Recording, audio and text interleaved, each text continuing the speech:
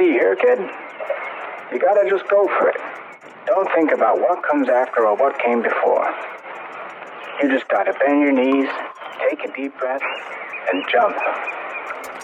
And you might think, what if I fall? Well, what if you don't? What if you fly? Switching command to internal. From the Collaborative Studios, Open the Eye, where metaphysical, paranormal, and the unexplained meet. Open the Eye with Tanya Tyler. I am so excited about this. Thank you so much.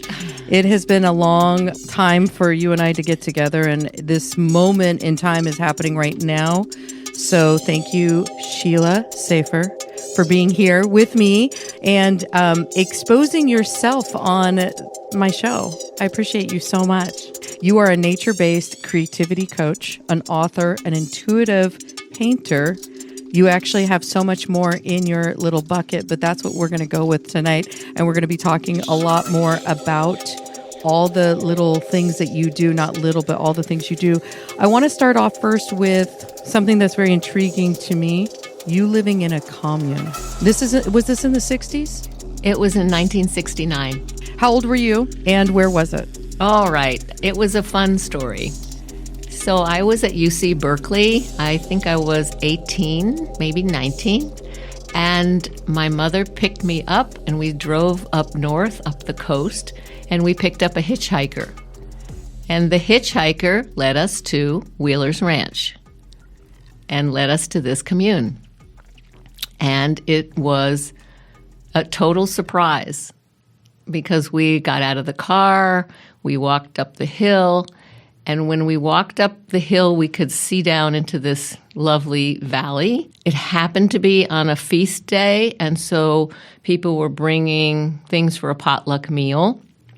And it was such a beautiful sight for me to see. It was like I was transported into another world or something. So the women had baskets on their heads with food, and it was a nude commune, so they had a sarong around their waist, but nothing on the top, and they had baskets of food, and they were just walking, carrying things, and everyone was assembling, and we arrived and got to see this, and I was just blown away. This is you and your mom? Yeah. And what was your mom saying? Was she just like, okay, this is so cool too? Yeah. So my mom was a beatnik in Greenwich Village and an artist. And so she was up for this adventure.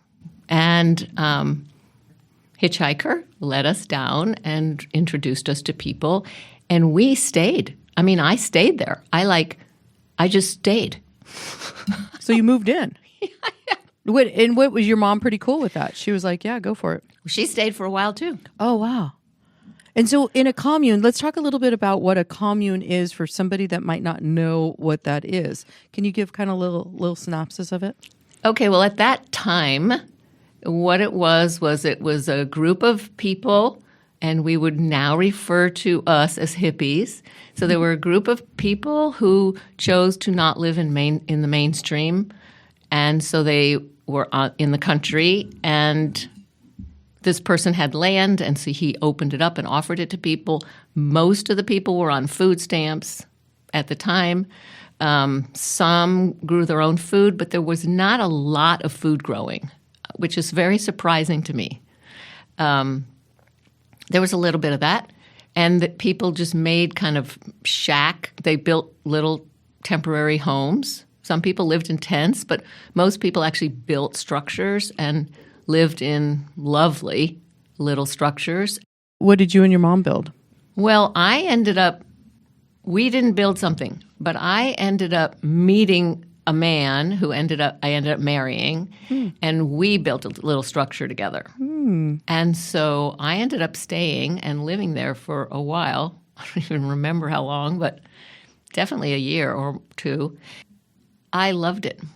But I'll tell you what, it was a very different lifestyle, so I had to kind of get used to it because it was very primitive. Everything was primitive. There was no electricity. There was no running water. Were you near a creek or something? Yeah. Okay. So you'd shuffle water up. And so that was an interesting kind of lifestyle at that moment.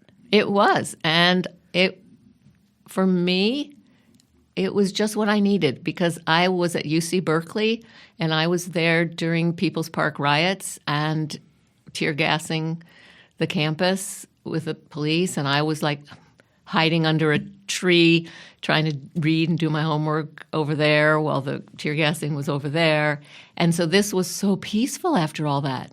And so I just stayed. I mean, I just dropped out of college and stayed on this commune. You're starting to see something very similar where people are making these communes together, but they are growing their own food. They are living this structure life together and inviting more people that are like-minded, conscious people. I'm Yes. seeing a lot of it. 10 years from now, I think we're going to be in a whole different world. I hope so. I hope so too. I mean, I think that this is where we're going to go. This is just what I feel. Yeah. Okay. So you're there. You met this guy and life is good. You're going into the 70s and life was still good. Were you guys, can I ask you the question? Were you doing drugs? Let's see. There were drugs there. People smoked grass and did a variety. Yeah, did a variety of hallucinogenic You're in this. And now how do you leave this? in an unusual way. So at that time, I met people in different spiritual traditions who lived there. So Baha'i. So I practiced Baha'i for a while, and then Ananda Marga yoga. So I became initiated into Ananda Marga yoga, and I moved to Missoula, Montana, to open a Jagrati, open a prayer house and yoga place in Missoula, Montana. And it was a very unusual trajectory. And you did. And did your fellow go with you? Yes. Okay. So you guys move to Missoula to go together. Yes, and open a yoga center. How long were you in Montana? Maybe 4 or 5 years. How did Missoula, how did they take that yoga center? Oh, fantastic. It was amazing. We had a great time in Missoula, Montana. At that time, it was a beautiful awakening community. Mm-hmm. And we lived in this beautiful house, and it was paid for by donations. And we initiated like the mayor and the chief of police and like everybody into practicing yoga. Beautiful college town. And we taught Hatha yoga. I had a Hatha yoga television show. Wow. It was Shiila, it how was the fun. first time they ever had silence on the air. Was there a lot of yoga studios back then in Missoula, Montana? I don't think so. Why did you pick Missoula, Montana? What was that calling? I don't remember that part. It was just where the organization wanted us to go. I mean, I don't really remember why. It was lovely. I'm so glad that I got to experience that part of the world and country. It's beautiful. Let's talk a little bit about now where do you go from Missoula? Then I came to California. Because that's where your first commune was, is California. Yes, Okay. it was. I had a child. You're with your fella. You're not living in a commune anymore. Correct. Life changes. I'm not doing the yoga anymore. I mean, I'm doing it for my own personal self, but I'm not teaching. And then we split up, and I go up to Whidbey Island, Washington, and then beautiful, beautiful place. And then after that, I end up going to the farm. I end up hearing about Stephen Gaskin, going to San Francisco, listening to his talks, right just after the caravan. And then I ended up moving down to Tennessee to the farm in Summertown, Tennessee. Wow. So that was another community. That was a big community. How many people were in your first one, roughly? Maybe 100. Okay. This is fairly small. Fairly small, but the farm was 1,500 people. Wow, 1,500. And for people that don't know who he is, he's a pretty famous author. He was an author and he was a spiritual teacher in the 70s, in the 60s and 70s. And so how did you come across this whole connection? How does that take you from Whidbey Island down? You go down to California, and then how do you come across him? Does he open, like in the newspaper, hey, I'm looking for more people that want to come and build the community? Well, that's a really good question. I don't even remember. He gave talks in San Francisco. And so I was in the Bay Area, living in the Bay Area, and some friend just said, hey, let's go to hear Stephen Gaskin talk. He's coming to town. I was like, okay, yes. How old is your child at the time? You're a single mom, is that correct? Yes. He was young at that point, 3. Okay, so he was little. He was little. And so you move on there, 1,500 people. What are you living in? There's building, there's structures. It was quite an upgrade from the other commune that I was on in terms of the structure of it. Okay, so you've got buildings, and it's a work thing too, right? Don't you put some hours in doing stuff for? Yes, so that was a very interesting situation, which, so we had to sign a vow of poverty when we entered the farm. Whoa, really? Yep. So before you enter, what did they say? What does that mean? You're not going to make money? Yeah. That's how it is? Yeah. Okay. Very interesting. Okay, so you sign this. Yeah. You're like, okay, let's do it. Let's go for it. You move on. Does your girlfriend move with you, or is it just you and your son? Well, at this time, I was with another family, and they came to the farm as well. We all came together. Tell me a little bit more about that. Well, the farm was a really interesting place. I have to say, I was there for, I think, 10 years, living on between the farm in Tennessee and the farm in Miami, Florida. So there were 2 farm centers. And I maybe I wasn't there 10 years, but I aged 10 years in a very short period of time. Felt like 10 years. Felt like 10 years. So I'm just going with the 10 years. Yeah. Okay, so It might have been. Yeah. Tell me some things about that time frame in your life. One of the things that I loved about the farm is that people were spiritual seekers and people were serious about creating another way to live in the world that was not based on profit, greed, and power and control.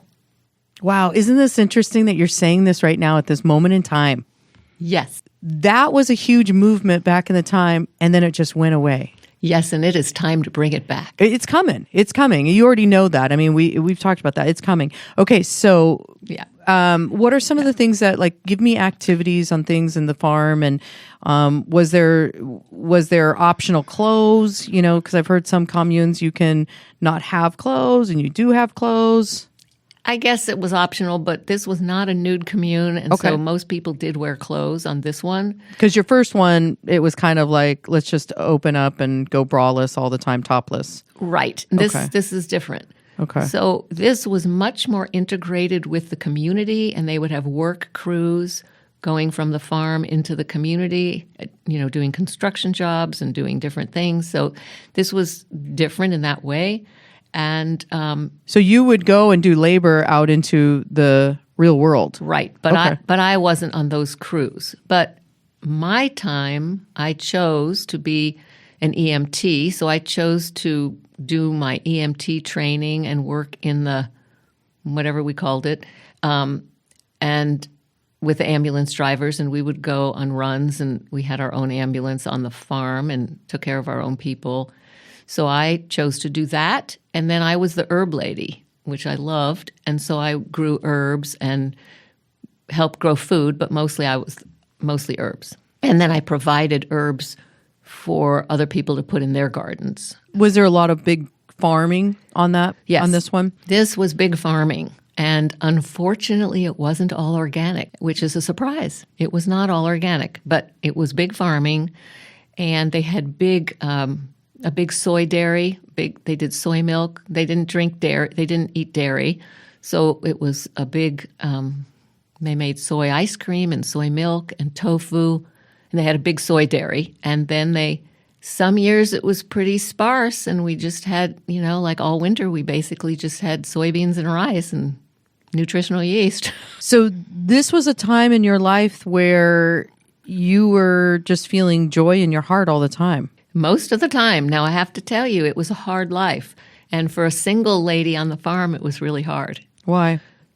Well, we ended up doing all the work. Oh, okay. So a single lady with a kid on the farm worked her ass off. I'm not kidding. Took care of everything. As much as we were hippies, there was still kind of importing a little bit of the hierarchical system. Because Stephen Gaskin and his many wives. So they had multiple marriages and multiple wives and all this. So they had 2 or 3 families. And so they were like the hierarchy. And then there were I don't know what you called us, but then there was us. The worker bees. The worker bees. And the single ladies were at the bottom of this whole structure. So the families were ahead of you. Yeah. Okay. Yeah. And so we hustled it. We took care of the kids. We lived in big houses with 40 or 50 people in one big house. And so we would have a kid herd, we called it. And so we might have 10 or 12 kids that we were responsible for, the single ladies. And the mother and father would be off working, either in the soy dairy or in construction or whatever their job was on the farm. And we were taking care of the kids. And it was a big job. We were cooking the food, taking care of the kids. Were you cooking food for the masses or for the family that lived in the house, those 40 to 50 people that lived in the house? 40 to 50 people that lived in the house. That's a lot of people. So these houses were probably fairly large. Everybody had beds? Everybody had beds, and we shared bedrooms. The single women shared bedrooms. And, there were aspects of it that were fantastic. And then there were aspects of it that were just downright hard. Mm-hmm. So the single ladies were probably looking to hopefully find a fella to connect up with, so they wouldn't have to be on the bottom of the totem pole. Yeah. And so as this is moving through and you're starting to see some things kind of shift because you go from Tennessee to Miami. I did. But I want to say that one of the highlights of the farm was Ina Mae Gaskin, Stephen's wife, and her spiritual midwifery. She wrote a book called Spiritual Midwifery. I had my child delivered on the farm, so I experienced it firsthand. And they had a beautiful whole lineage of midwives. Before I came to the farm, I had assisted in 2 or 3 births, and I thought I wanted to be a midwife at that time. But when I came to the farm, they had very clear rules that you couldn't be a midwife unless you were married. And I thought that was really strange. But they had clear ethical guidelines around that because of sexual energy and male and female, and they just wanted to keep everything really clean. So you couldn't be a midwife unless you were married. So I couldn't be a midwife on the farm. So I thought, So that's when I went into being an EMT and growing herbs instead. Still helping, yeah. Still helping. But the midwifery aspect of the farm was huge and really a highlight in raising consciousness, in serving women, and in bringing back natural childbirth and breastfeeding and all of that. Very important. That's it. That's incredible. Thank you for sharing that part, for sure. Interesting that the sexual energy, being the single woman, I can see that in some sense because sexual energy is huge, and I'll have another show on sexual energy because I think that is a whole nother topic, but that makes sense. So you did have a child while you were there. I did. So what happened is, it's so interesting. I met somebody on the farm. We ended up moving to the Florida farm, and we got married. We got married on the Tennessee farm before we went down to Florida, and I was there maybe a year, I guess, before I got pregnant, and we came back to the Tennessee farm to deliver the baby. Oh, and how long was he in the farm? For a fairly long time, or was he fairly new to the farm? He had been there for quite a while before I was there. Okay. When you're talking about some of the consciousness that he was teaching, what was some of the consciousness that he was teaching? It was very much about being one with life and being one with the universe and releasing the separation that we most currently live under, the illusion of separation. And that was very much one of his main teachings. And you every day felt that? Somewhat. I mean, not all the time. Yeah, because life gets in the way. Life does get in the way. I loved being in community, and I loved raising children on land. And part of what I did was I taught. So I taught kids. I was working with a fabulous teacher on the farm in Tennessee, and we taught first and second grade. I don't know. And I loved it. And I loved that the kids just hiked through the woods to get there and knew where their food came from. And it was much grounded, healthy, wholesome, and alive and awake. And I loved it. So much in that piece, which is beautiful. You're starting to do a little something now different because your life has catapulted so much from the farm. We're going to end where you are with the farm. How did you leave the farm? How did that happen? It became evident that financially speaking, it got really hard for the work crews to find work and have money to support the farm. My husband at that time was a roofer, so he was a roofing contractor, and we ended up coming out to Texas from the farm. And there was a small community in Elgin, a farm community, because they came to Texas because it was booming, like construction boom was happening. And so we ended up coming to Elgin and then Austin from the farm. Is the farm still going? Yes. It's going in a different way. And so there are some of the same people who lived there when I was there who are there again, but they bought their own house, and it's not the same structure it was before, but it's still the same location and land, and they have their own property and their own house, and they're still putting in the spiritual piece and the walking and that kind of stuff with the learning, but there's probably no more vow of being in poverty. I would suspect people are making money. I would suspect so, yeah. Okay, I like that. So then you officially kind of just moved away from the farm altogether. Yes, and we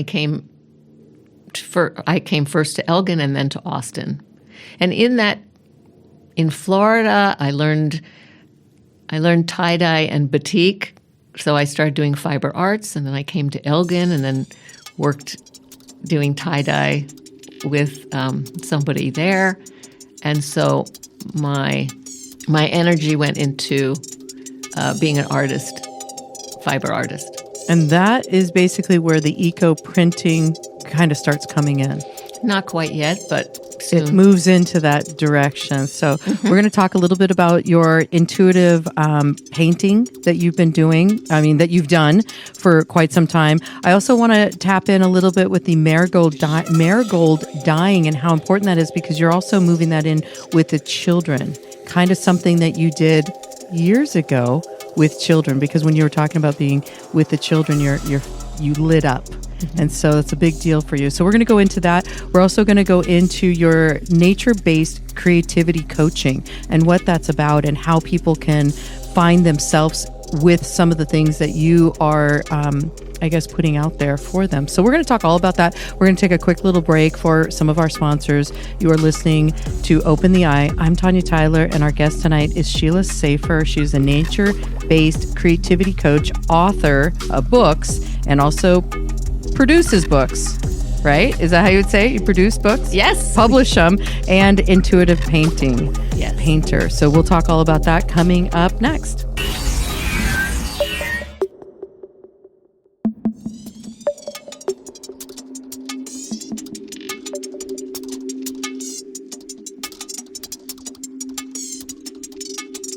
We are back with Shiila Safer. She is a nature-based creativity coach, author, a publisher, an intuitive painter, and amazing person that has so much joy. You've heard in the first half that she has lived on a commune, the farm, which is probably one of the most famous ones out there. 1,500 people at one time, It's still going. You are no longer part of the farm, Shiila.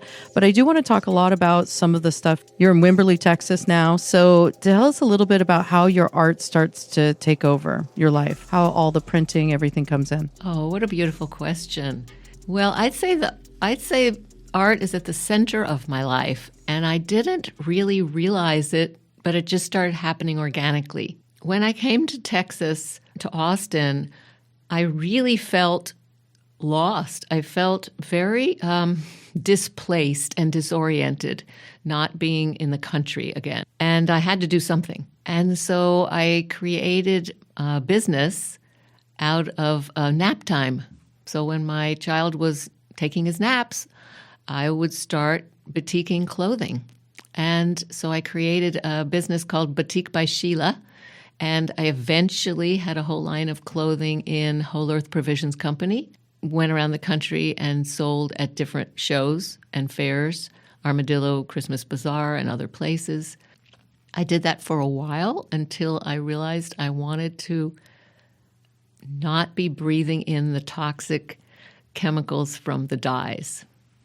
And so then I shifted from doing that, and I moved out to Wimberley, and I learned watercolor painting, and then I learned eco printing, which is printing directly on silk with leaves and flowers. Is that done with machines? No, it's not. It's done with you treat the fiber, you lay the plants directly on it, you roll them up, you cook them in a turkey roaster. The biggest machine I use is a turkey roaster. The most expensive machine I have. I love that. Yeah. And you do a whole process, and it pulls the essence of the plant and the energy of this plant onto the silk, and it's gorgeous. Beautiful. They're absolutely gorgeous. I mean, absolutely gorgeous. Talk a little bit about the marigold dyeing, because marigolds are very special, sacred, and you've talked about that. So they are. Thank you for asking. So I have great joy in working with plants, and I guess it's my holdover from being the herb lady so many years ago. But for about 15 years, I've been going to Teotihuacan in Mexico for the Day of the Dead and love the celebration and the honoring of the ancestors. And part of that, we go to the market and we come back with magic marigolds, and we take the petals off the flowers and we create these gorgeous altars, ofrenda, for the Day of the Dead. And so when I came back here, I started a business with two of my friends called Eco and Indigo Fiber Arts. And they have since stepped out of the business, but I still have it. And we experimented with dyeing with marigolds because I came back with all this energy from Day of the Dead. And we found out that marigolds are amazing and make beautiful color. And so I was invited to teach marigold workshops at Arnoski's Blue Barn, which, as some of you know, it's in Blanco, and they grow fields and fields of gorgeous marigolds. And so now I am also offering marigold workshops at the Wimberley Village Library. And so I'm excited about that. Yeah, because that is a pretty cool thing to actually pass on to other people, to teach them how to do this.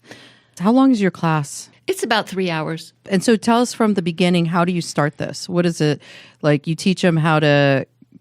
I have beautiful marigolds that I have dried from Arnoski's, and we create a dye bath with the marigolds. I have pre-mordanted the fabric, so I've treated the fabric with something that helps it absorb the dye, helps the dye stick to the fibers. So then we simmer in marigold dye bath fibers, and silk takes the color beautifully. So I use silk, and we make silk scarves and silk bandanas. And I loved the craft lab. The new craft lab at the library is amazing. I was so excited about it, and I said, "Ooh, I want to teach something here. What can we do?" And so I worked with Pat Galvin, who was such a joy to work with, and we came up with this workshop. It was full. I mean, I was impressed. We had one homeschooling boy, 12-year-old, and he loved it. And so that was really exciting. So we want to do more. We're going to meet again and talk about doing a series. Maybe we'll dye with onion skins and avocado and different things that people can do in their own kitchen. Simple things. That's beautiful. I love that. Isn't that interesting? Because that commune came to you for a reason. Oh, yeah. Not just for joy, but just for also look where you are now in this world and what you're doing. Yeah. And it's time because now Pluto's moved into Aquarius. I mean, we are moving back to, I hope, to the values of that time. Consciously, it's coming. And people like you that have already been parts of this, you're like a light that's out there. And this is going to be great for kids to be part of something, families to do this in their house.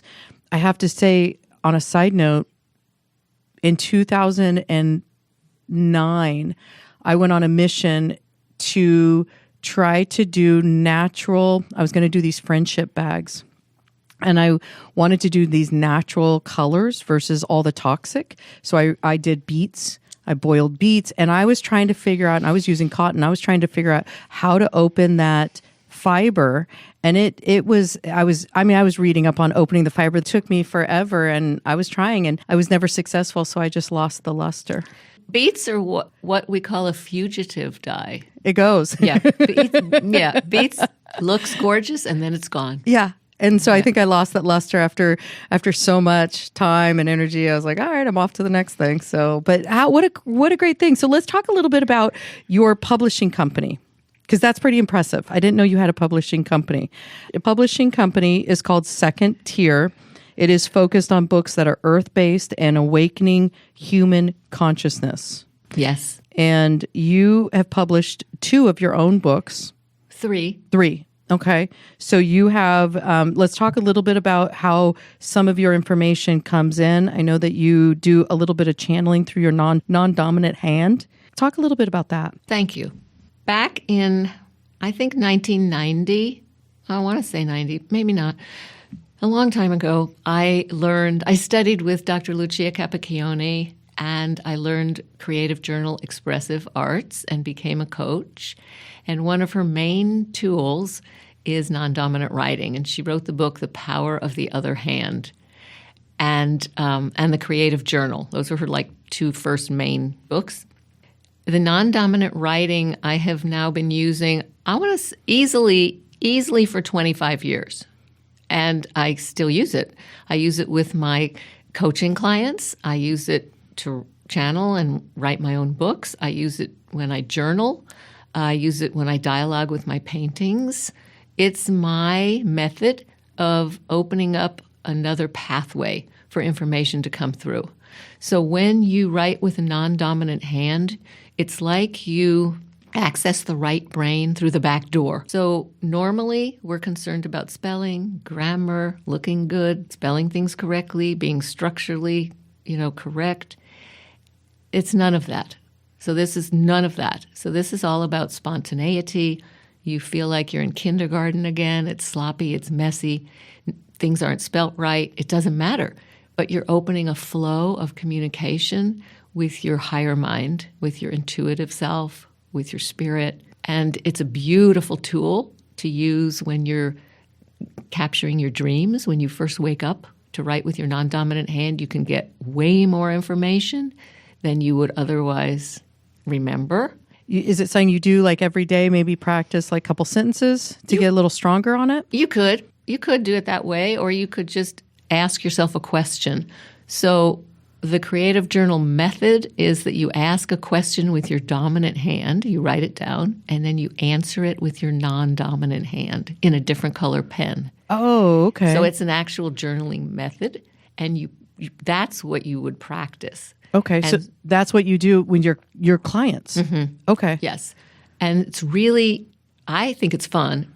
And it's, for some people, they can actually feel their brain. They can feel the neural network happening in their brain and going back and forth. Some people can feel it. I personally don't feel it, but I do open, and information flows. And it's a way to write poetry if you've never written poetry before. For example, my husband is also, besides being a book publisher, he also is a nature photographer. And when we first came to Wimberley, we had a show with his photography, and we both did non-dominant writing poetry to go with each photograph. And he had never written poetry before. And I said, just gaze at the photograph and put the pen in your other hand and start writing. And he did, and it was amazing. Wow. So anyone can do this. It's a great tool, and it's the way that I wrote my books. With your nature-based creativity coaching, that's part of it. Tell me a little bit about how you walk me through being a client with you. Like, what do we do? Okay. Well, first, I want to say that I assist nature-loving women who feel cut off from their roots to reclaim inner peace by connecting with the healing power of Mother Earth. Beautiful. And what we do when I offer it in person is we go to a place by the river or by the creek where I have a relationship with the trees and with the land there. And we do a variety of different practices, meditations. We say prayers. We honor the ancestors. We honor the relations in that land and honor the land. And then we feel into where this person is connecting. One person might connect with the water. One person might connect with the trees. So there's different ways that you connect in with the earth and with the environment. And then we open to receive information and teachings, because in the way that I coach, it's a total co-creation. And the teacher is really the river, not me. The teacher is the tree. The teacher is the eco-field where we live.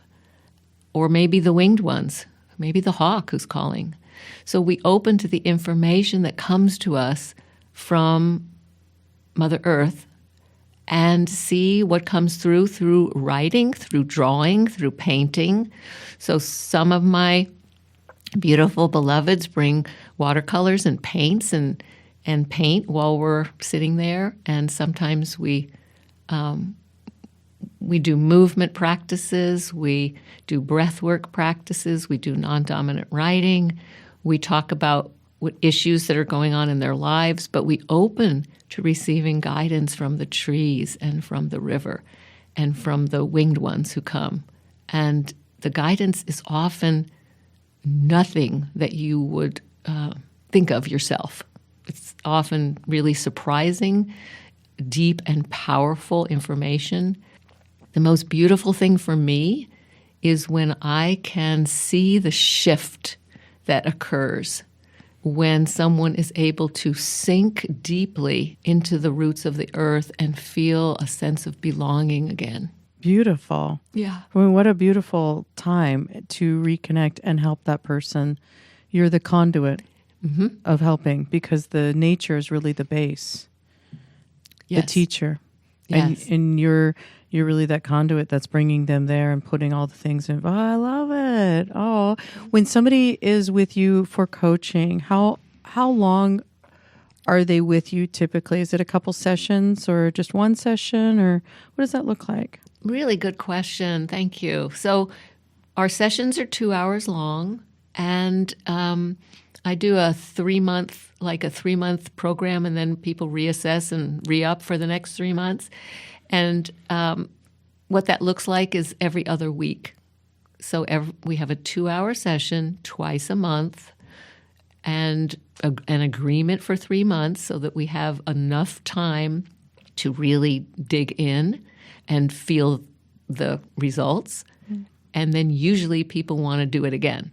And we go, okay, let's make a new agreement for the next 3 months.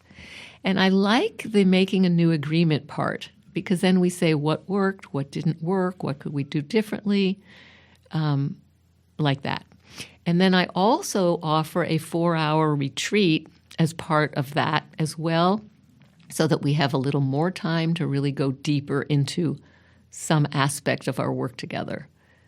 And that has been really powerful for people as well, because then we have more time to either do more painting or collage or walking the medicine wheel or different types of practices take a little bit more time. So that's also a part of it. Do you pull in any of the herbs, like helping them grow some of their own herbs for their own being or anything? I haven't done that, Okay. but I could. Because I was just thinking herbs are so powerful right now. Instead of all the medicine or pharmaceutical, prescriptions, we can base on some of the herbs to help our bodies. So I didn't know, because you're the herb lady, the herb lady. So yeah, but I love all the stuff that you do. And I like that commitment for 3 months and then let's reevaluate where you are for sure. Eco-printing scarves, publishing books, writing books, your earth-based and awakening books, the Becoming Earth and Healing the Myth of Separation, is a book that you took. How long did it take you to write that book? A year? Yes, that was a year-long process of both painting and writing. Which is really powerful to do. And I touched your book and I felt the energy. I felt like I could feel the energy coming through that book. I mean, your painting on that is unbelievable. Really, really beautiful. So with that book, it took you a year, and I like the process of, you said you went out on a journey. Yeah, so the way this book happened, it was all written with my non-dominant hand, and every bit of the book is an experiential journey. So I took it as part of a class, and our assignment was to write our own myth. And so this is a myth, and it's called Becoming Earth, Healing the Myth of Separation. I would go out to the creek or to the river and I would have an experience. So for example, one day I lay down and I just told, and this is not with ayahuasca or any medicine herbs. I'm just me going out there, taking a deep breath, connecting with the earth. I lay down and I really could feel how the mycelium connects. Like I could feel all the electrical little impulses zooming around underneath me. And so I came back and I painted that onto the painting and wrote a whole thing with my non-dominant hand, opening to how that works. And it was amazing. Yeah, the book is amazing. Where, if somebody wanted to purchase that book, where could they find that book? They could find it on my Eco and Indigo Fiber Arts website. I have a link, and it's called Books and Prints. I have prints of my artwork and sell my books there. If we wanted to connect up with you for coaching, Shiila at creativityinnature.com. And Sheila's spelled differently, so let's spell that. So Shiila, Shiila. At creativityinnature.com. Okay. And my website is creativityinnature.com.